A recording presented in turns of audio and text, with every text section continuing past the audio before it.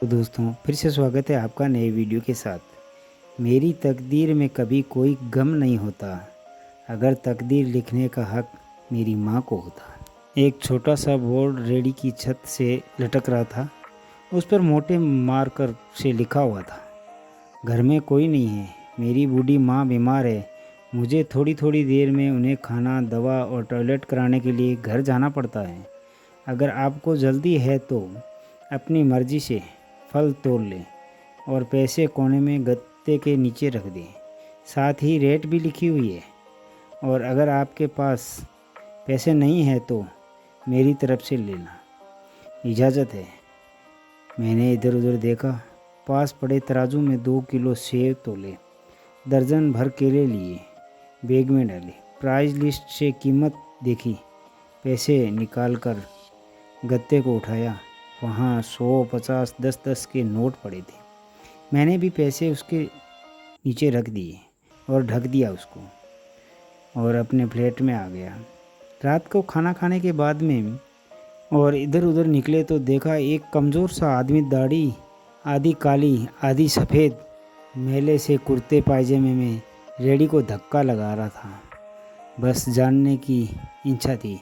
हमने देख कर के मुस्कुराया, बोला साहब फल तो ख़त्म हो गए। नाम पूछा तो बोला सीताराम है। फिर हम सामने वाले ढाबे पर बैठ गए। चाय आई, कहने लगा पिछले 3 साल से मेरी माता बिस्तर पर है, कुछ पागल सी हो गई है, अब तो पैरालाइज भी हो गया है। मेरी कोई संतान नहीं है, बीवी मर गई, सिर्फ मैं हूँ और मेरी माँ की देखभाल करने वाला कोई नहीं है, इसलिए मुझे हर वक्त माँ का ख्याल रखना पड़ता है। एक दिन मैंने माँ का पाँव दबाते हुए बड़ी नरमी से कहा, माँ तेरी सेवा करने को तो बड़ा जी चाहता है, पर जेब खाली है और तू मुझे कमरे से बाहर निकलने नहीं देती। कहती है तू जाता तो मेरा जी घबराता है। तू ही बता माँ, मैं क्या करूँ? अब क्या गले से खाना उतरेगा? ना मेरे पास कोई जमा पूंजी है। यह सुनकर माँ ने हाँफते काँपते उठने की कोशिश की। मैंने तकिए का सहारा दिया। उन्होंने झुर्रियों वाला चेहरा उठाया, अपने कमज़ोर हाथों को ऊपर उठाया, मन ही मन राम जी की स्तुति की। फिर बोली, तुम रेडी वहीं छोड़ आया कर, हमारी किस्मत हमें इसी कमरे में बैठकर खिलाएगी। मैंने कहा, माँ क्या बात करती हो? वहाँ छोड़ आऊँगा तो कोई चोर चक्का सब कुछ ले जाएगा। आजकल कौन लिहाज करता है, और बिना मालिक के कौन खरीदने आएगा? कहने लगी, तू राम का नाम लेने के बाद रेडी को फल से भरकर छोड़कर आ जाया, बस ज़्यादा बकबक ना कर, शाम को खाली रेडी ले आया कर। अगर तेरा रुपया गया तो मुझे बोलना। 2.5 साल हो गए भाई साहब, सुबह रेडी लगा आता हूँ, शाम को ले आता हूँ।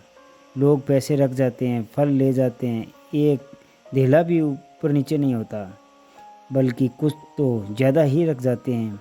कभी कोई माँ के लिए फल रख जाता है, कभी कोई चीज़ रख जाता है। परसों एक बच्ची पुलाव बनाकर रख गई और साथ में एक पर्ची भी रखी थी, अम्मा के लिए है। एक डॉक्टर अपना कार्ड छोड़ गए, पीछे लिखा था, माँ की तबीयत नाजुक हो तो मुझे कॉल कर लेना, मैं आ जाऊँगा। और कोई खजूर रख जाता है। रोज़ाना कुछ ना कुछ मेरे हक के साथ मौजूद होता है। ना माँ हिलने देती है और ना मेरे राम कुछ कमी रहने देता। माँ कहती है, तेरा फल मेरा राम अपने फरिश्तों से बिकवा रहा है। आखिर मैं इतना ही कहूँगा, अपने माँ और बाप की सेवा करो और देखो दुनिया की कामयाबियाँ कैसे आपका कदम चूमती है। फिर मिलते हैं दोस्तों अगले वीडियो के साथ। तब तक अपना ख्याल रखें, मुस्कुराते रहे। धन्यवाद।